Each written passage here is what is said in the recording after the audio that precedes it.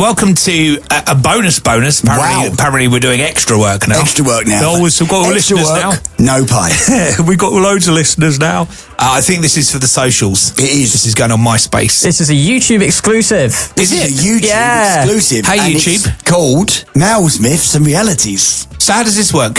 How does this work, Joe? Right, so we're doing Mal, Myth or Reality. You're both men, and people online have lots of opinions on what men are. Okay. So you're both going to hear a statement about men, and you both have to decide if it's myth or reality to you. There's not a right or wrong answer. This is all opinion-based. Okay, go.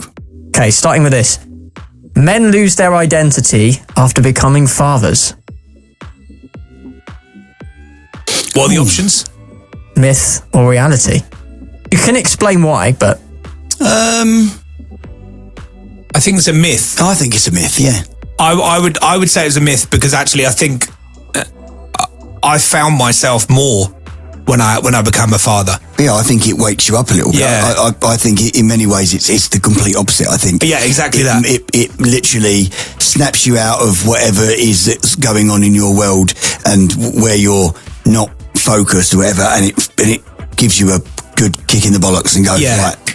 I think you can't, I think I was probably more selfish before I had kids, and then I learned how to be here for other people when I had kids. Yeah. So it's a myth. Yeah, myth for me. Men prefer being wanted over being loved.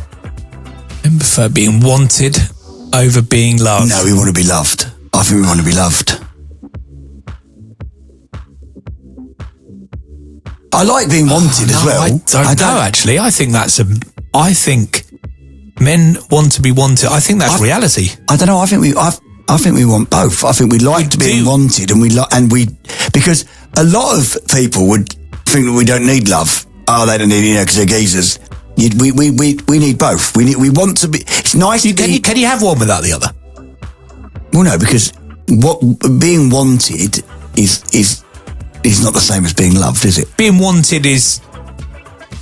Yeah, that's like, well, can you make me a cup of tea? Yeah. Can you put the kettle on? Can you do the dishwasher? That's being wanted, isn't it? Oh, no, I like being loved. I'd say it's a myth. I'll go myth. Yeah. Men outgrow friendships rather than ending them. Men outgrow friendships rather than... Men don't end friendships. No. You just stop speaking to the person. That's reality. That's a definite reality. So basically, you don't fall out with the person. You just don't speak to them anymore. You just don't speak to them anymore because...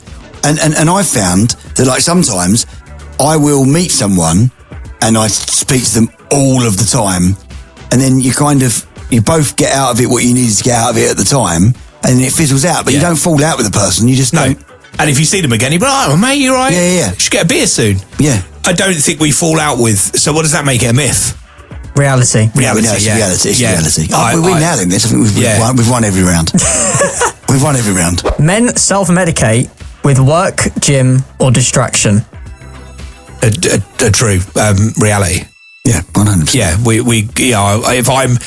if I feel stressed, I'll go down the gym, or I'll try and self-medicate. Definitely. Yeah, that's the reality. That men fear stagnation more than failure.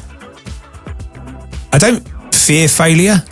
I learn from things that have gone wrong. So if I do something at work and I've done it wrong, then I know next time that that's not how you do it. Yeah, I certainly like to fix it. So I don't fear failure. I like failure. I think especially with the kind of work we do, where it's based on audience numbers, and then if your audience numbers go down, you think, actually, I wonder if that new feature I've done is right. Oh, it doesn't look like it was. I'll change that. Oh, now the numbers have gone up. Yeah. But I don't think you can appreciate success if you don't appreciate failure. I think you have to fail to succeed. You do, yeah. So what was the question? The question was, men fear stagnation more than failure. Yeah, that's true. Because I don't. Well, for me personally, I don't fear failure. Well, when he said stagnation at first, I thought he was talking about stag do's, and I was thinking, Chris fears stag do's. That's what I... Yeah, well, stagnation Men fear stag do's. It's procrastination, isn't it? It's stuck in a rut. I wouldn't like that, but I don't fear failure, so yeah. No. Men don't know when they've made it. Oh, I think that's true. Men don't know when they've made it. Well, yeah, because like people say to me, or you say to me all the time, I was speaking to our friend Connor earlier, and he was like, you have no idea like you nailed that Tory Bob. You know to a certain extent, but you don't know. Like you reached the pinnacle of radio. Like you done, but you still wanted more. Yeah, but then when I came out of that pinnacle of radio, it's after the event. Yeah. I think. Yeah. At the time, I would agree that at the time you don't know you've made it. I think afterwards, I just enjoyed it and lived it, and then afterwards the problem was for me is I was so driven to do that in the first place that when I came out of it, I was like, what do I do now? I didn't have another goal. It took me ages to go, oh, actually, I should do this. I should set up a business, or I should help other presenters do what I've lived and all of those things. But at first I was like, fucking hell, what do I do now? Yeah, and also you've been paid well, so you don't have to do anything. No. That's a dangerous place to be in. It is, yeah. At 30. Yeah, exactly. So yeah, I was, myth. I can't remember how you worded it. Men don't know them when they've made it. I think at the time, I'm going to say, if you change the question, say to at the time you don't, but on reflection you do. Yeah, you could look back and go, oh shit, that was big. Yeah, that was big. Yeah, I made it there. Yeah, yeah. So yeah, in reality, in the actual moment, that's probably a reality because you're just living it. Yeah. Okay. Men feel unsure what masculinity means now.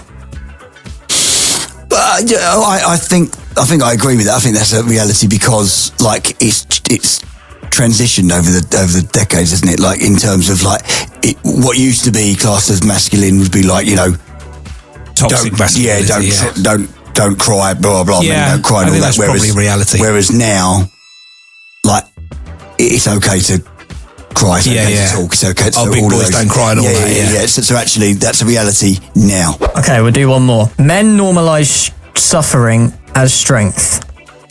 Men normalise suffering as strength. Men normalise suffering as strength. I don't really understand the question. No, men normalise suffering. So you're suffering and then you normalise it. Oh, that's right. So yeah, if you was powering through something that you were suffering with, that would be seen as strength. Therefore, it's normalised. Yeah, but if you get through the suffering by breaking it down and dealing with whatever it is that you're suffering from, then at the end of it, you're stronger because you've lived it. Well, yeah, no, I mean, I suppose like the tour, I was tired. Yeah. And at points probably suffering a little bit with, you know, exhaustion, the fatigue and all that, but you get through it. It was strength. Yeah, of course, because now you're stronger. Yeah. So it is strength. It is strength. Because anything that you go through suffering, you'll be stronger on the other side. Yeah. The other side is strength. Yeah. So back, it's not. It's just to pose it in a different way. Yeah. If somebody was to fail in something that they was doing and they suffered throughout it and they could have asked for help, would they be stronger for failing and suffering as opposed to asking for help in the meantime? No, because there's no it's not wrong to ask for help. And you've still, but if they think that, but what Joe's saying is they're suffering with it because they think it's a sign of weakness to ask for help. But actually, if you ask for help, it means you're actually probably you're stronger because you can deal with the issue you're dealing with because you've got help, which would make you stronger. Yeah. So it depends which way you look at that. It does depend. What's our prize anyway? Because we won every round. Your prize is the YouTube comments below that you get to read. Excellent. Because people can put their opinions of whether they think that you were right or wrong. And if they, I like that. And if they say they're different, then they're wrong. They're wrong, and we're right. Yeah. And they can't argue because they don't have the platform we've got. No, we've got it. So okay, we win anyway. So. Yeah, so we won that. I wouldn't even bother putting it on YouTube. No, don't bother. We won. Thank you for watching. Thank you. If you agree. Thank you for watching our YouTube video. We are the 8 of Men, and we're back with a brand new episode next week. We are.